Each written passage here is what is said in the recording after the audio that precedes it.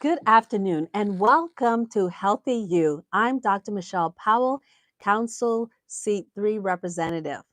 And this show, Healthy You, is for you. The purpose of the show is to help to improve the health and well being of the residents of Miami Gardens and anyone else out there who's interested in improving your health. This month, we're starting a new series. It's on diabetes as well as stress. For today, we're going to be discussing diabetes. We're going to talk about over the month how to identify diabetes, how, if you do have diabetes, how you're going to improve control of your diabetes, and finally, believe it or not, how to get rid of it. I'm a firm believer if you weren't born with it, we can work to get rid of it. And so, with that being said, I want you to pay attention today. And if you have a friend, give them a call, text somebody to join us. And if you have any questions, feel free to send a note or send a message onto our pages. So, let's start. Before I really delve into diabetes, the first thing I'd like you to think about is what is your perspective about diabetes? What do I mean by that? What's your viewpoint? What do you think about when you hear diabetes? Do you think, like most people, how you were raised, what you heard? Oh, your grandmother, your aunt, your cousin, your sister. Well, it runs in our family, right? So if the doctor comes to you and say, hey, sorry to say, but your blood work shows that you're diabetic.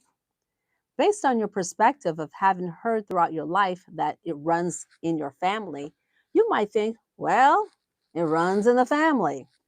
So you're not happy, but you're not surprised because it runs in your family. And so you were raised with the consciousness that this is a condition that runs in the family. So, what else influences our perspective? So, how we were raised, but the other one is our experiences. As we're raised, we have a lot of experiences to meals and events and socializing. Right now, we're going to be preparing for Thanksgiving. And many of us, what are we expecting? We're expecting what? We're expecting some sweet yams.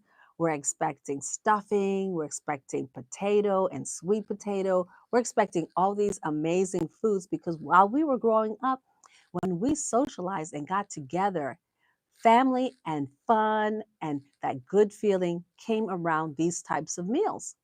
And so we have socialized and our experiences have linked specific food and engagement with foods that may not be beneficial to us if we actually have the diagnosis of diabetes. And finally, what is the perspective based on how are you thinking about diabetes? Are you one of those people who says, well, you got to dive somehow? If you believe and have the perspective and the thinking that, well, my mother and father had it, well, what can I do? This is the food I love to eat. I refuse to give up this type of food because, I love my sweet potato. I love my yam. I love my cakes and cookies, right? Then you will have the viewpoint or the perspective that, oh, whatever. It is what it is. I have diabetes. So today I'm going to challenge you as you learn what diabetes is about and to start thinking about how can I change my perspective, my viewpoint, the way I think, my belief system that it works for me. I'm going to ask you to divorce some of your belief systems because they're not positively affecting you. They're not taking you to a good place, to a better health and well-being. So let's get started. We're going to play, will this help or hurt me if my blood sugar has been diagnosed as elevated and I'm diabetic? This is a bottle of water. Will this help you or hurt you? Well, water has 0 calories and 0 sugar.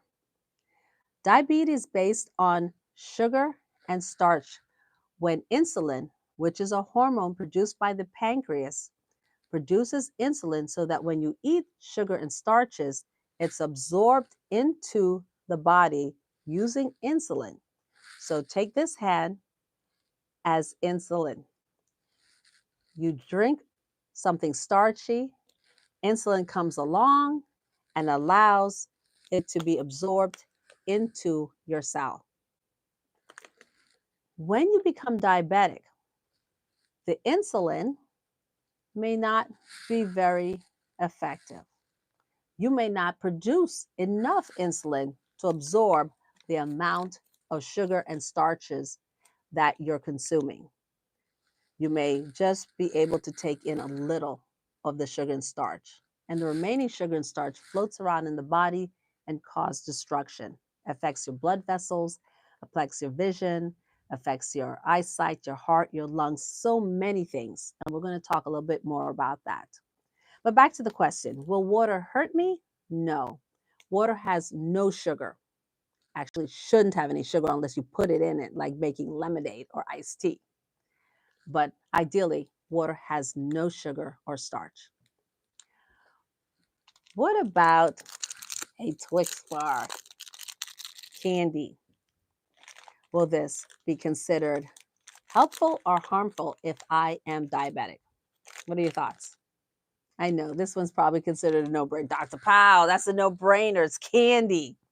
You're right. Candy requires insulin to be absorbed into your body.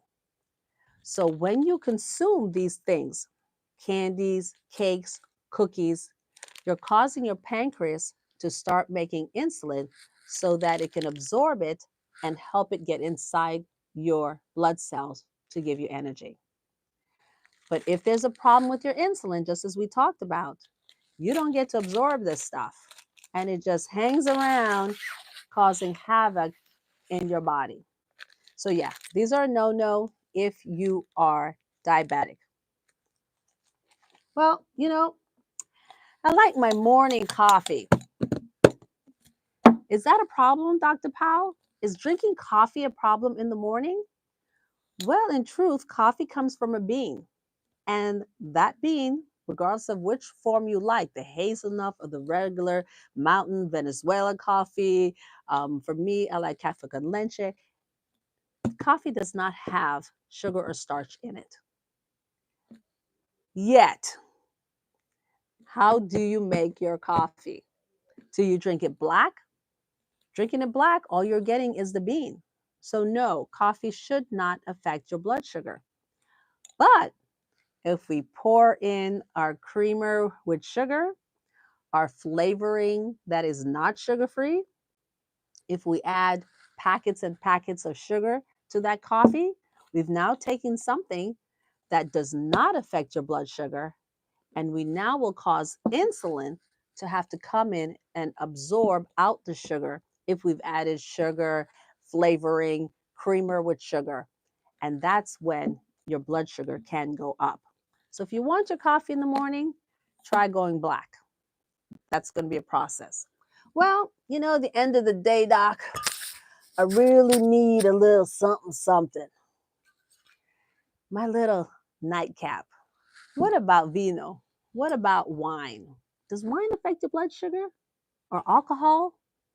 Some say, well, if it's a clear alcohol, like Jamaican proof white rum, it won't affect your blood sugar.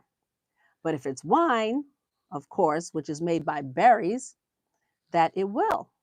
Truly, yes, wine can affect your blood sugar.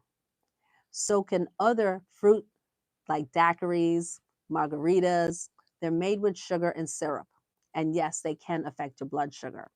So probably not the best thing if you are trying to eliminate diabetes or not become diabetic to have a lot of sugar. So we've talked about some of the things that are possible things to influence your blood sugar. Wait, back it up, Dr. Powell. Can we go back to how you become diabetic? You talked about ancestors and family. Well, isn't it automatic if you have family who are diabetic? No, it's not. It's like a light switch. You can walk into a room and move around the room without the light. But if you flip that switch, the light comes on. And that's sort of like diabetes.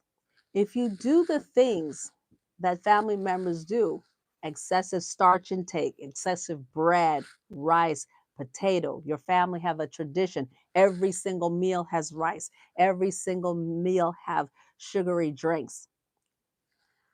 And you have the genetic predisposition. It's very likely that light switch is going to come on and you activate diabetes. So what do you have to do? You want to not turn on that light switch. You want to decrease or eliminate heavy starch in your diet. So understand, diabetes is directly linked to starch and sugar intake and the need to have insulin activated in order to absorb it. So it's a no-brainer, right? If there's no starch, if there's no sugar, we don't need insulin. When a person becomes diabetic, not type 1 diabetes are individuals who were born usually unable to process insulin. They don't make enough or don't have any insulin, so that when they consume sugar and starches, they don't have what it takes, that insulin, to absorb it. So usually from childhood, they're already getting insulin in order to consume sugars and starches. But we're talking mostly about type 2 diabetes, which affects a very large percentage of the American population. When you're dealing with type 2 diabetes, years and years and years of consuming tons of starches and sugars in the form of bread, rice, potato, pasta, juices, sodas, candies, all these things are high in sugar and starch and require your pancreas to start secreting insulin to absorb it. Over time, your pancreas is like, oh my gosh, she's forever making me work, till it's like, I'm done with this job. And the pancreas gets what we call burnt out, cannot produce enough insulin to account for the tons and tons of sugar and starch that you're consuming in a day. So it might produce a little or not enough is produced, or what is produced is useless. And that's when, if you're diagnosed with diabetes, you may be told that you may have to take insulin in order to help you absorb sugars and starches, because your body is like, ugh, I'm done with that. So, easy peasy. If you want to not utilize insulin, diminish or eliminate starch and sugar in your diet. I can't do that. What am I going to eat? What else is there to eat if I can't have bread, I can't have rice, I can't have potato, I can't have the cookies.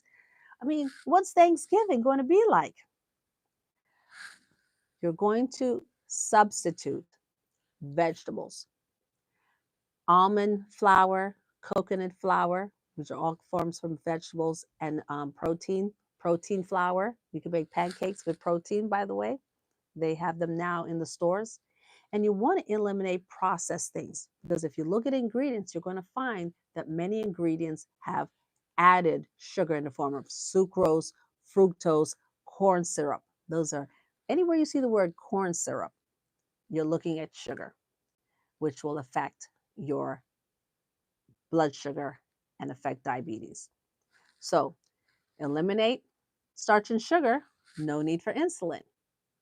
Heavy on vegetables. 50% of your plate should be vegetables. The remainder in the form of protein and healthy fats such as avocado. Okay, does that make sense? So now, well, that sounds painful. I don't like avocado and I don't eat a lot of vegetables. And this is where I talked about your perspective. You're going to have to start getting creative with your eating. Okay? And this means that stop the connection with family gatherings with always eating and eating foods that you know are harmful. Start being the person who comes to a family gathering that brings a salad, that brings the vegetable casserole. Start experimenting with different things. And later on in the month, I'm going to bring in a nutritionist who will actually go over some fabulous substitutes for these amazing historical meals and still have them taste good despite not using sugar, and starch. Big subject here today. Diabetes is no joke. And unfortunately, a very large percentage of African descent and Caribbean and Hispanic populations suffer from diabetes. Not only is diabetes dangerous because it can cause disease of your blood vessels, affect your circulation, it influences you getting heart attacks and having strokes. It affects your circulation in such a way that you can reach a point where you cannot feel your toes and your fingers, called neuropathy. And when you don't feel them, if you injure them, you won't even know. And of course, we've all heard our family members or those people and friends who've had amputations, those parts of the body cut off because they were not able to feel the injury, all because of the excess circulation and the uncontrolled blood sugar. I have a caller that says, how can my daughter get involved with Healthy You? And what is our glucose level and where should it be? Great questions. Healthy You, just call our office here at the City Hall and we'd love to have her participate and get involved in the educational program. Look me up, Dr. Powell at the council at City Hall, and I'd be happy to get you involved and your daughter involved in spreading the word of how to get healthy. So what is glucose, elevated glucose? That was one of our questions. You go to the doctor, they may take a finger stick and take a drop of blood and check it on a meter. That blood sugar should not be over 100 if you have not eaten. So if you've just woken up out of your bed and you check your blood sugar, it should not be over 100. Now, everybody, and I'm telling you as a doctor, you can fly right. You know you're going to the doctor the next day. Oh man, she's going to take my blood. I better not eat that pasta. I'm not going to have rice tonight. No ice cream tonight because Dr. Powell's going to take my blood sugar in the morning. So you don't eat any starch or sugar the night before. You get your blood drawn, and lo and behold, your blood glucose is normal, under 88. Here's the got you. There's another test called the hemoglobin A1C. It's not get it together number. It's that number that watches you and your eating over 3 months. So you may fly right for me the night before your blood test, but the average of 3 months of what you've been doing as far as nutrition and eating, the hemoglobin A1C does not lie. Healthy hemoglobin A1C should be under 5.7. Let me repeat that, 5.7. When you're running towards diabetes, that hemoglobin A1C will be 5.7 to 6.4. If your doctor ever says you're borderline diabetes, you're going to be on the border, you're straggling the fence. I call it diabetes coming down the track. Toot, toot, here comes diabetes. If you hear diabetes, if you see it coming, pay attention. Over 5.7, 6.1, 6.0, 6.3, that is for you to put brakes immediately on your starches and sugars and juices because you're heading towards diabetes. Diabetes is a hemoglobin A1C 6.5 and above. That's official. Or any random blood sugar over 200. You will probably be diagnosed as diabetic. Now, if you went and the doctor said you're borderline and they'll tell you a story, you need to start eating rice, I'm telling you, stop immediately with starches and sugar. And the number one thing you can stop is juices. And let me be clear about that. A lot of people are juicing. Just because it's healthy doesn't mean it's diabetically friendly. Let me say it again. Orange juice is good because it gives you vitamin C. Vitamin C is excellent for your immune system. But when you take 8 oranges and you juice them to make a 12 ounces of orange juice, liquid sugar, and you are diabetic, your blood sugar is going to go sky high.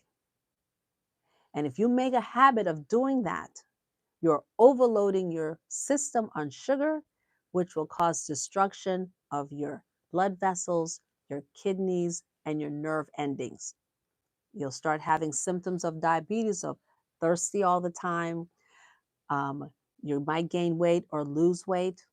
You might getting tingling in your fingers, and your vision may be blurry.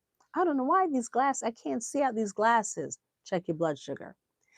Doctor, check my blood, my urine. I think I have a bladder infection. We check it and it's not. Instead, it's too much sugar in your body and your body's trying to get rid of it.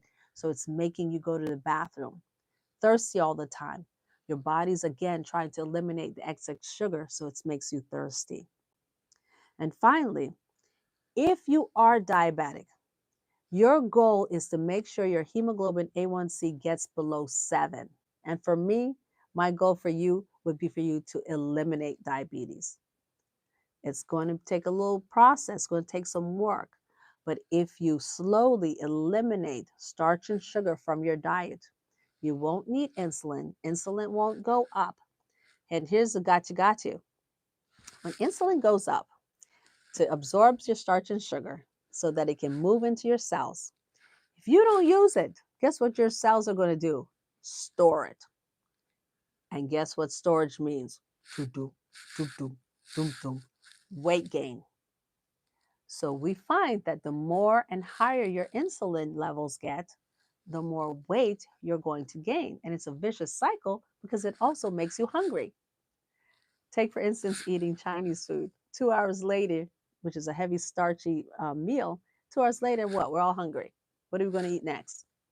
Because now we have not been satiated, but protein and fat helps to keep us full and feel satiated and we're not hungry. But the more starch you eat, the more insulin you eat, the more storage you do, the bigger you get, but the more hungry you get. So start on putting that brakes on starch and sugar, which will also put a brakes on your insulin and decrease your hunger pangs, right? So focus on your eating. So for those of you who found it very helpful and would like to learn more, next week we're going to address how do I eliminate diabetes. For prevention, we've talked about that today. Eliminate your starch and sugar. Go black on your coffee. Drink more water when you're thirsty. Pass on the Kool-Aid and sodas and lemonade. And of course, limit the alcohol intake, especially the sugary beverages such as your daiquiris. This is Dr. Michelle Powell with Healthy You. I have enjoyed talking to you about this, my most favorite subject for letting everybody get healthy. And please pass it on. Share with somebody that you want them here for a long time and you want them healthy and well. So join me again next week at 1 o'clock for Healthy You. I'm Dr. Michelle Powell, Councilwoman, Resident C3.